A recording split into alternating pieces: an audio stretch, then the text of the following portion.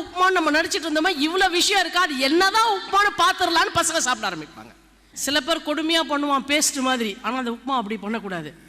எங்க அம்மா ஒரு உப்புமா பண்ணுவாங்க, எப்படின்னா அந்த வெங்காயம் வெந்திருக்கும் ஆனா ஓவரா வெந்திருக்காது, அந்த கேரட் அதுல கொஞ்சம் வெந்திருக்கும் ஆனா அது அந்த ஸ்வீட்னஸ் மாறாம இருக்கும், அந்த பச்சை பட்டாணி இருக்குல்ல அதை வேக வச்சிருப்பாங்கன்னா அது கலர் மாதிரி இருக்காது. இது எல்லாத்தையும் ஒன்னா அதுல போட்டு அந்த ரவையை மணல் மணலா நெய் இருக்கிற மாதிரி பண்ணிட்டு அது மேல கொஞ்சோண்டு சாம்பார் அப்படி சைடில் வச்சு சாப்பிடும் போது இல்லை அப்படின்னு நீங்க எக்ஸ்பிளைன் பண்ண ஆரம்பிச்சீங்கன்னா, ஒண்ணுமே இல்லாத அல்ப உப்புமான்னு நம்ம நடிச்சிட்டு இருந்தோமா இவ்வளவு விஷயம் இருக்கா, அது என்னதான் உப்புமான்னு பாத்துடலான்னு பசங்க சாப்பிட ஆரம்பிப்பாங்க.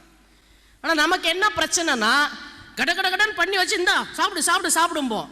சார் முதல்ல என்ன கொடுத்தாலும் அதை பத்தி ரசமா பசங்க கிட்ட பேசணும், அதுக்கு நமக்கு நேரம் வேணும், அந்த நேரத்தை பெற்றோர்கள் செய்து கொள்ள வேண்டும்.